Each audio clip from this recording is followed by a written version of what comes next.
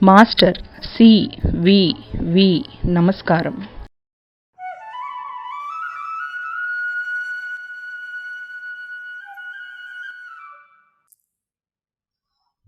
Master CVV.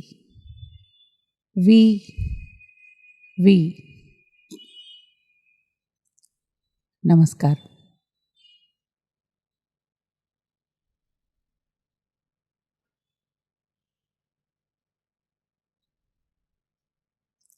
అందరికీ నమస్కారం.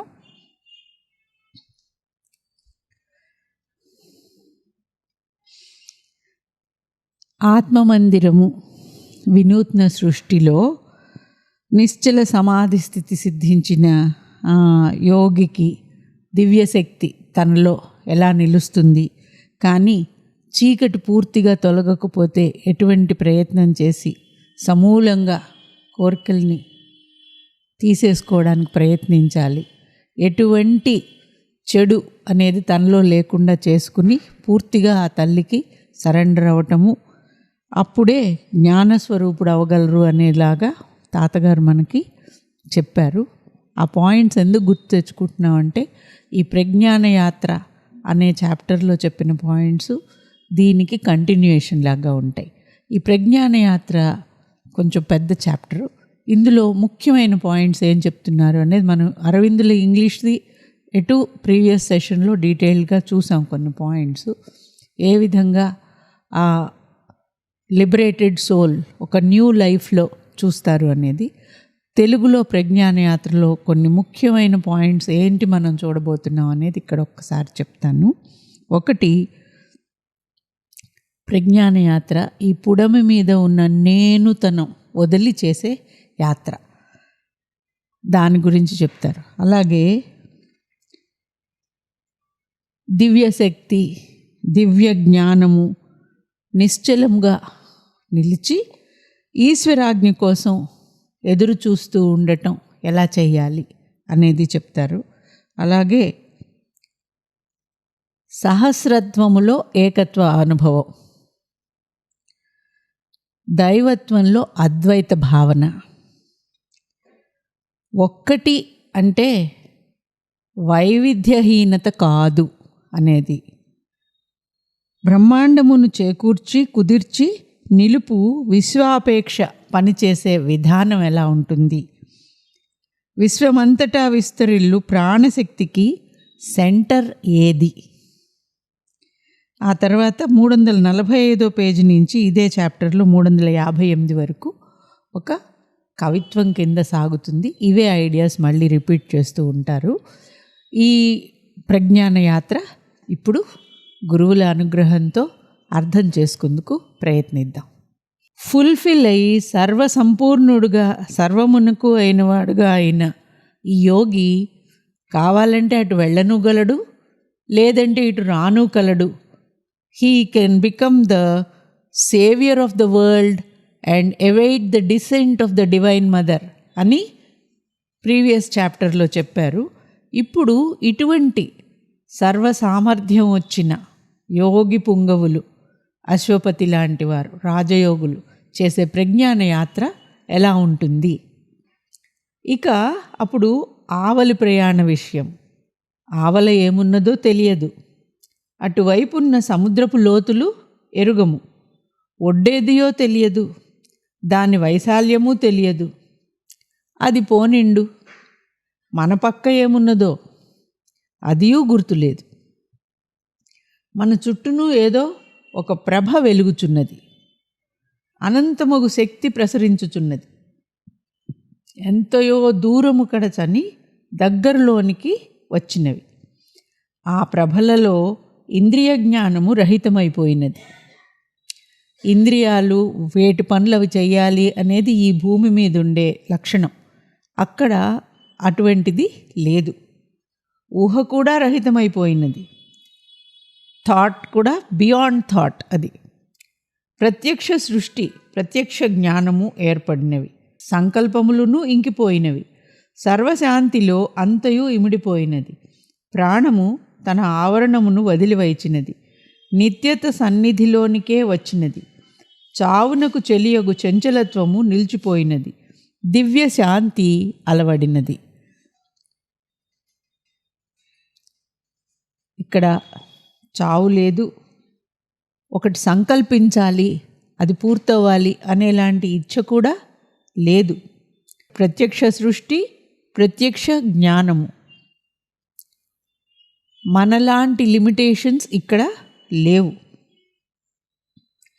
ఈ పుడమి ఆధారమును వదిలినప్పుడే మూలాధారము అందుకొనవచ్చును.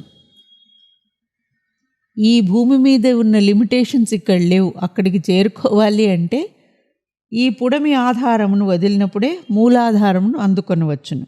అచట కదలిక ఉండదు, మితి ఉండదు, నిత్యత ఉండును, ఇంకేమీ ఉండదు. నిరంధనమయు సమింధనమగు సంవిదగ్ని అతట వెలుగుచునే ఉండును. బయట నుంచి ఇవ్వాల్సిన ఎటువంటి ఎనర్జీ, ఫ్యూయల్ దానికి అక్కర్లేదు. ఈ జ్ఞానాగ్ని తనంతట తానే నిశ్చలంగా వెలుగుతూ ఉంటుంది అక్కడ. ఆ దివ్యాగ్నికి సమిధలు అక్కర్లేదు. సమిధల సహాయంతో వెలుగునటువంటి అగ్ని ఆ సమిధల సహాయమే లేనప్పుడు ఆరిపోవుట సహజము, ప్రాపంచికమైన అగ్ని. కానీ ఈ సంవిదగ్ని స్వయముగా వెలుగునట్టిది. కావున దీనికి సమిధల యొక్క సహాయము అక్కర్లేదు. సమిధలతో పని కాకుండగానే ఆ జ్ఞానాగ్ని ఎప్పుడూ వెలుగుచునే ఉండును. ఆ eternal fire or flame, armed with the immune occult unsinking fire. అరవిందుల వారు దాన్ని అన్సింకింగ్ ఫైర్, దానికి ఆరిపోవటం అనేది లేదు, ఆగిపోవటం అనేది కూడా లేదు. అది ఏ విధమైన వాటికి చలించదు. It is immune to any external pressures and forces. బాహ్యంగా దాన్ని ఏ విధమైన గాలికి, మామూలుగా మన దీపం అయితే గాలికి పెద్ద గాలి వస్తే ఆగిపోవటం ఇటువంటివి జరిగేలాంటిది కాదనమాట. It is a divine fire. అచట నీ ప్రకృతి తనకి కారణమగు దివ్యమాతను గుర్తించును. ఈ లోకంలో ఎవరైతే మన జన్మకి కారకులో ఆ దివ్యమాతని గుర్తించగలుగుతాం. సాక్షీభూతముగా ఉన్న ఈ జగన్మాత తాను కేవలము ఆది కారణముగానే ఉండును, అంతటికి మూలాధారముగానే ఉండును. ఇది ఒక యోగానుభవం ఇక్కడ తాతగారు మనకి వర్ణించి చెప్తున్నది. అయినను అతీతముగా వేరుగానే ఉండును. ఆ జగత్సాక్షి ఈ సృష్టిని అంతయు ఒక కంట కనిపెట్టి చూచుచుండును. తన తల్లియే తనకు తోడుగా ఉండునే గాని అతడు తనకి ఇంకేమీ తోడుండదు, ఇరుగు పొరుగుండదు. తనకిరుగు పొరుగు తోడు నీడ ఏలుగడ సర్వమును ఆ ఒకే ఒక్కటి అగు ఒకటియే. అప్పుడు తానే ఆత్మ అని తెలియను. ఆత్మ అనగా అజము, అజరము, అమరము. దానికి చావు పుట్టుకలు లేవు, వేరే ఏ విధమైన తేడాలు కూడా లేవు. ఇమ్మార్టల్. ఈ సమస్త సృష్టి కలవలే చెదిరిపోవును. సృష్టి ఒకటకు ముందున్నట్టి పరమశాంతి, దివ్య నిశ్చలత, మహాశూన్యము మాత్రమే అతటనున్నది. ఇది ఆవల ఉన్న లోకం. ముందు తాతగారు చెప్పారు చూడండి, ఆవలికి ప్రయాణం అని. ఈ ఆవల ప్రయాణంలో చూసేవి మనం చూస్తున్నాం. అజ్ఞానాన్ని వదిలిపెట్టేసి, నేను అన్నతనాన్ని వదిలిపెట్టేసిన యోగి చూసేది ఇది. సృష్టి ఒకటకు ముందున్నట్టి పరమశాంతి, దివ్య నిశ్చలత, మహాశూన్యము మాత్రమే అతటనున్నది. అచట దివ్యశక్తి, దివ్య జ్ఞానము నిశ్చలముగా నిలిచి ఈశ్వరాజ్ఞకై ఎదురు చూచుచున్నది. ఇదే శ్రీ అరవిందులు కూడా చెప్పారు. Total hush, silence. ఆ సైలెన్స్ దగ్గర మ్యూట్, ఏమి మాట్లాడకుండా ఆ దివ్యశక్తి జగజ్జనని ఆయన సంకల్పం ఏది అనేది ఒక మాటో, ఒక ఆలోచనో, ఒక నవ్వో తీసుకుని సృష్టి కొనసాగించాలి. మార్పులు చేయాలంటే చేయాలి అని ఎదురు చూస్తున్నారు అనేది. దివ్యశక్తి దివ్యజ్ఞానము నిశ్చలముగా నిలిచి ఈశ్వరాజ్ఞకై ఎదురుచూచుచున్నది. ఆ దివ్య సంకల్పమునకై చేతులు కట్టుకొని నిలిచి ఉన్నది. దేవరవారు ఏమి సెలవీయనున్నారో అని ఎదురు తెన్నులు చూచుచున్నది. మహావిష్ణురాజ్ఞయా ప్రవర్తమానస్య అనియో, మహాదేవుని ఆజ్ఞ వలన వర్తిల్లుచున్నామనియో అనుటకు అందరూ సిద్ధముగా తలలు వంచి ఉన్నారు. అక్కడున్న డివైన్ ఆల్ స్ఫియర్స్, ల్యూసెంట్ స్ఫియర్స్, జ్ఞానంతో నిండి ఉండి ఆయన రూపాలే అయిన స్ఫియర్స్ అన్నీ కూడా ఆ జగజ్జననితో పాటు ఆ దివ్యశక్తితో పాటు ఆయన ఆజ్ఞ ప్రకారమే ఏదైనా చేయడానికి సిద్ధంగా ఉన్నారు. A universal force awaited mute the veiled transcendent's ultimate decree. ఫైనల్గా ఏం నిర్ణయిస్తాడు ఆయన, దాన్ని బట్టి ఈ సృష్టికి మళ్ళీ తేడాలు రావాలా, ఇలాగే కంటిన్యూ అవ్వాలా, ఏమిటి వెయిట్ చేస్తున్నారు.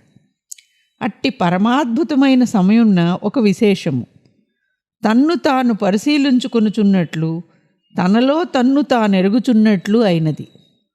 తనను తాను పరిశీలించుకుంటున్న లాంటి అనుభవం అయింది ఈ యోగికి. తనలోనికి పరిశీలించి చూచుకొనగా ఒక వింత అనుభూతి గోచరించినది. ఏకమైన తాను అనంతమగు రూపులుగా గోచరించినది. సహస్రాక్ష సహస్రపాత్, ఇది తానే అన్ని రూపాలు, తానే అన్ని మనస్సులు, తానే అన్ని ఆలోచనలు, తానే అన్ని ఆనందాలు, తానే అన్ని దుఃఖాలు అనే అనుభూతి కలిగింది. సహస్రశీర్ష పురుష అని తోచినది. ఈ సహస్రత్వములోని ఏకత్వము కూడా స్పష్టముగా నిలిచి పొలిచినది. వీటన్నింటికీ ఉండే ఏకత్వం, one and only binding force is that universal self, universal consciousness.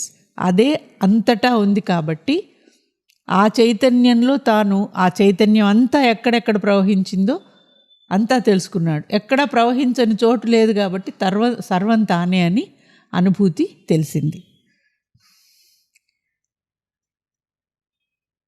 అచట ఆనందము, వెలుగు, శక్తి, ఎరుక విడివిడిగా ఏకమై దివ్య ప్రేమగా పెనవేసుకొన్నవి.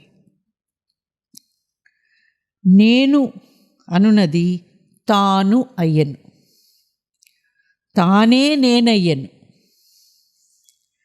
ప్రాణి వేరుగా లేక జగత్ప్రాణముగా అయ్యను. కావున అంతయు ఆత్మమయము, ప్రాణమయము అయింది. ఆవరణము, ప్రాణము, ఆత్మ అను విభేదం అచట లేదు. ఇక్కడ మనకి శరీరం అనే ఆవరణ వేరు, ప్రాణం వేరు, లోపలుండే ఆత్మ వేరు. అక్కడ ఆ భేదాలు లేవు.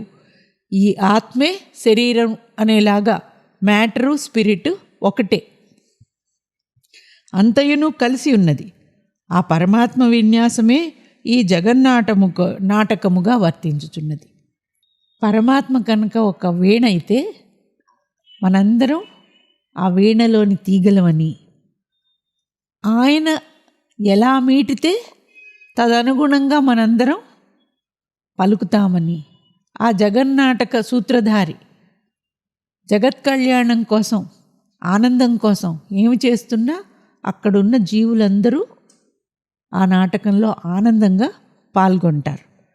కాబట్టి అక్కడ నవ్వుల పువ్వులు, ఆనంద వీచికలు, తెలువుల మరీచి సముదాయములు, అందాల పొందికలు చిందించబడుచున్నవి.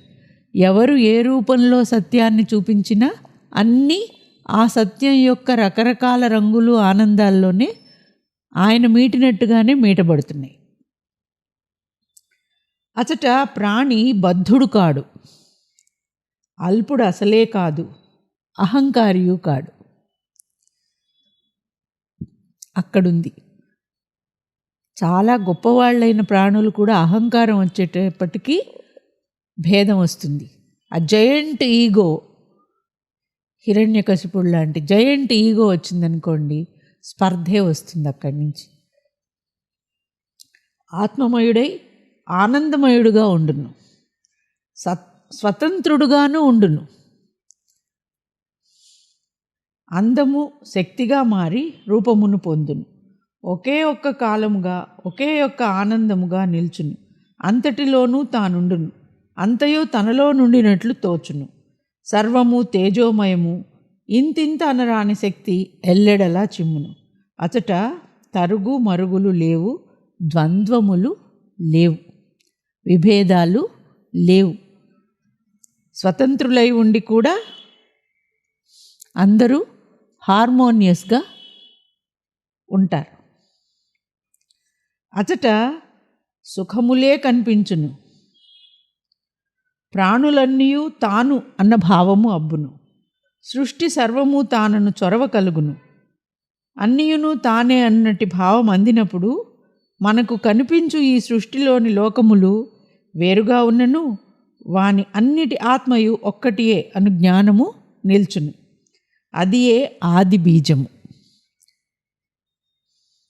ఆ దివ్య బీజము నుండి ఈ సమస్త సృష్టి వర్తిల్లుచున్నది. ఆ జ్ఞాన తేజమును, ఆ జయవాహిని నుండి, అమృత కేంద్రము నుండి, ఆ జగన్మాత హృద్దేశము నుండి ఈ చిత్ర విచిత్ర సృష్టి సాగుతూ ఉంది.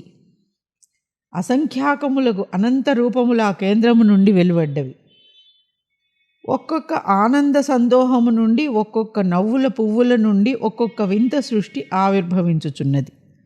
ఇది ఇంతకుముందు కూడా లైట్ హైరార్కీస్ కింద ఉండి రకరకాల ఆనందాల కింద ఉన్నాయి అని అరవిందులు కూడా చెప్పింది. ప్రీవియస్ సెషన్లో మనం చదివాం. కానీ వాటన్నింటి ఆత్మ ఒకటే.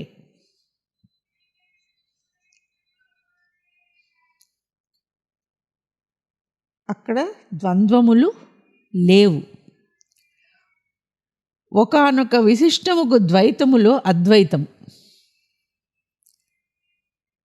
అక్కడ ఆయన ఆవిడ అనుకున్నా, ఆయన మిగిలిన జీవులు అనుకున్నా, ద్వైతము అద్వైతము. అదొక విచిత్ర అనుభూతి. ప్రతి వస్తువు తనలో విశ్వమును చూచుచున్నది. ద్వైతము అద్వైతము అన్నమాట. విశ్వములో తనను చూచుచున్నది. అంతటను ఆనందము, అమృతము సుడులు తిరిగి తిరిగి అన్నింటినీ తన చుట్టూ పరిభ్రమింపచేయుచున్నది. తనలోనే ఇమిడ్చి ఉంచుకొనుచున్నది. తనలోనే ఆవర్తింపచేయుచున్నది, సంవర్తింపచేయుచున్నది. అవ్యక్తుడు సంపూర్ణుడు అగు జగత్కర్తను వ్యక్తునిగా, అసంపూర్ణ జీవిగా మార్చివేయుచున్నది. మరల సంపూర్ణ పురుషునిగా చేయుచున్నది. ఇదంతా కూడా ఒక లీల, ఆట, నాటకం. మరల మరల ఈ అంకెల గారడి. ఒకటి అనేకం అవడం, మళ్ళీ అనేకం ఏకం అవడం, తానెవరు అని మర్చిపోవడం, మళ్ళీ తాను నేనే తాను అని తెలుసుకోవటం, అనంతమైన రకరకాల రూపాలు రావడం, అంకెల గారడి. మళ్ళీ అంతా కలిపి టోటల్ ఒకటవటం. నిత్యముగా నడుచుచున్నది. ఈ కూడికలకు తీసివేతలకు అంతము లేదు. కూడికల వలన అంతయు చేకూడును, తీసివేత వలన అంతయు కూడికగును. ఇక్కడ ఈ భ్రమ అజ్ఞానం తీసివేస్తే అంతా కూడికే అవుతుంది. అటులనే హెచ్చవేతల వలన అంతయు హెచ్చగును, భాగాహారం వలనను అంతయు హెచ్చువేతయే అగును. ఎటు నుంచి ఎటు చూసినా అంతా సంపూర్ణం. కానీ ఎప్పుడూ ఏమీ తీసిపోదు, తరుగురాదు. ఇది ఎప్పుడూ నిత్యము సత్యముగు హెచ్చవేతయే, నిశ్చలము అవ్యయమునగు జ్యోతుల కూడికయే. ఈ జ్యోతులన్నీ కలిపి జ్యోతి అవుతుంది. జ్యోతిని మళ్ళీ భాగాహారం చేసి రకరకాలుగా చేసిన అవే జ్యోతులు, మళ్ళీ మల్టిప్లై చేసిన అవే జ్యోతులు, తీసివేసిన అవే జ్యోతులు, కూడిన అవే జ్యోతులు. ఇందేదియూ విడిగా లేదు. తనకై జీవించుట లేదు. తనకై జీవించుట అనేలాగా సెపరేషన్ అనేది లేదు. మనలో దాగి ఉన్న ఆ పరమాత్మతోడనే జీవించుచున్నాము. ఆ పరమాత్మయే మనలో జీవించుచున్నది. ఇది ఈ జ్ఞానం ఈ లోకంలో తెలుస్తుంది. ఇప్పుడు అంతా పరమాత్మ కోసమే జీవిస్తున్నాము, అంతా ఒకటే అంటే it is not a dull monotone అని అరవిందులు అన్నట్టు ఇక్కడ తాతగారు మనకు అర్థమయ్యేలాగా చెప్తున్నారు. అంతయు ఒక్కటియే అనగా ఒకదాని నకలుగా ఇంకొకటి ఉన్నదని భావము కాదు. ఒకదాని నకలు ఇంకొకటి అయినచో ఇక విశేషమేమి? అన్ని ఫోటోస్టాట్ కాపీస్, డూప్లికేట్. అంతయు విసుగు కాదు, పాడిన పాటయే పాడినా, ఆడిన ఆటయే ఆడినా ఎంత విసుగు, ఎంత వెగటు, ఎంత వెర్రి. కావున ఒకటి అనగా అదే కానీ కాపీ అని అర్థం కాదు. ఆ ఒక్కదాని యొక్క 1000 అందములు, 10,000 హొయళ్ళు, లక్షలాది విలాసములు. ఆ ఒక్కటి ఇన్ని రకాలు, వెరైటీ ఒకటే కానీ ఇన్ని రకాలు. ఈ సృష్టి కోట్లాది సౌందర్యముల ప్రోవు. ఈ కదలికలకన్నింటికీ ఒక కుదిరిక, పాదు, ఆధారము ఉన్నది. ఈ నడకలకు, ఈ అడుగులకు ఒక పొంతన, పొందిక కలదు. ఈ అడుగులు ఒక దివ్యమగు తాళలయ విన్యాసమునకు లోబడి ప్రచలించు నాట్య సౌందర్యమే సుమా. ఒక లయ అనగా ఒకే సమయమున నడక, సామరస్యము అందులో ఇమిడి ఉన్నవి. నడక, సామరస్యం, సామగానము అందు వర్తించుచున్నది. ఆ నటరాజు యొక్క దివ్య నాట్యానువర్తనమే సుమా. విడిగా కనిపించు ఈ వింత నాట్యములు, వింత పోకడలు వేరుగానే కాదు, ఇవన్నీ కలిసే ఆ నటరాజు యొక్క నాట్యం.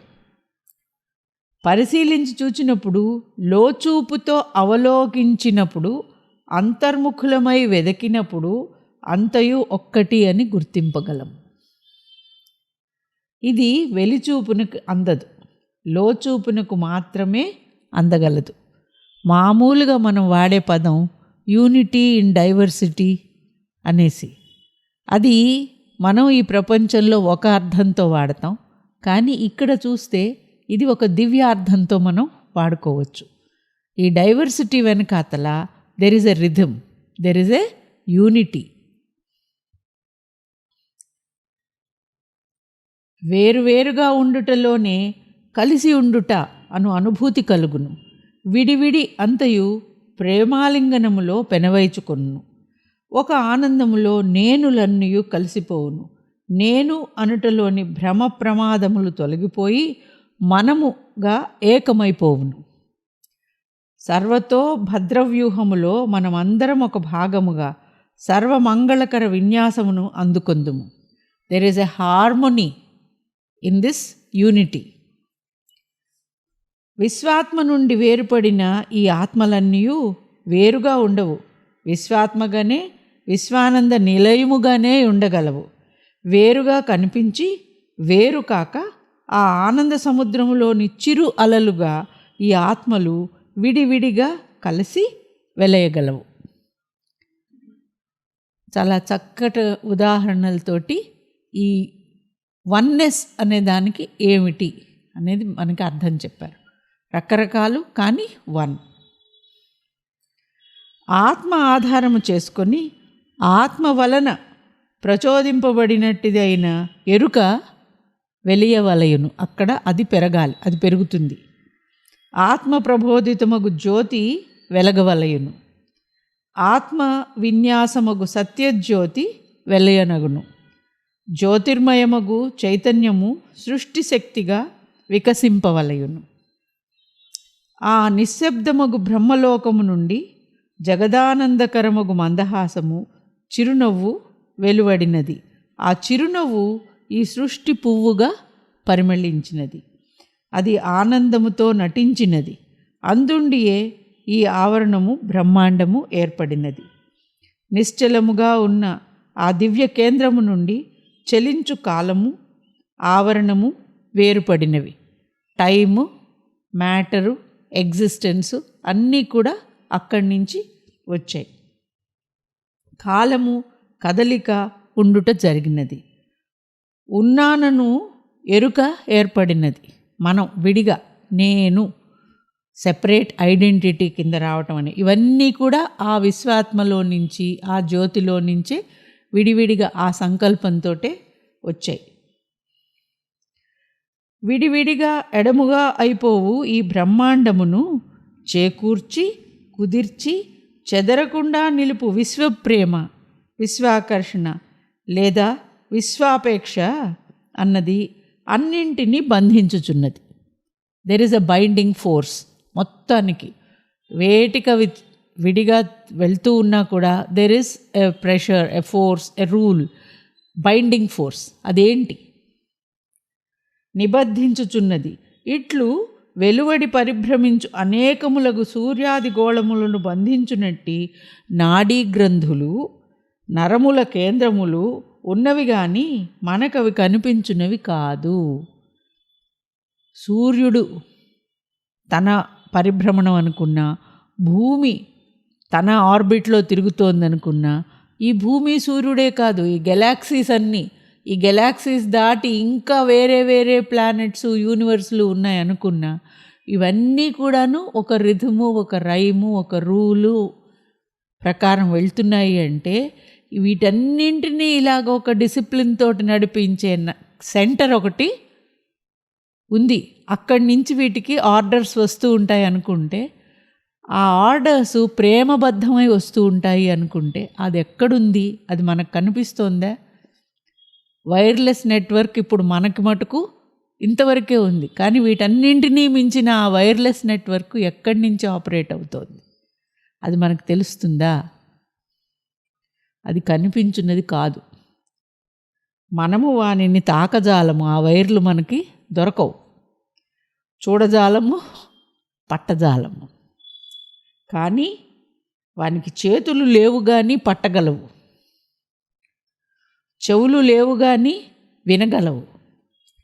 ఆ విశ్వహృదయం యొక్క దివ్య స్పందన ఆ నరముల ద్వారా ఆయా గోళములు అందుకొనగలవు,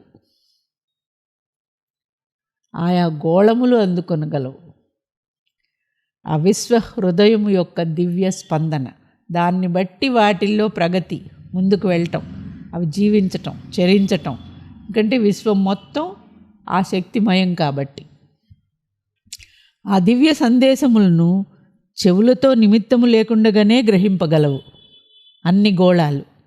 ఆ దివ్య కేంద్రము నుండి వచ్చు సంకేతములు, సందేశములు మాటలుగా ఉండవు కనుక వినుటకు చెవులు అక్కర్లేదు.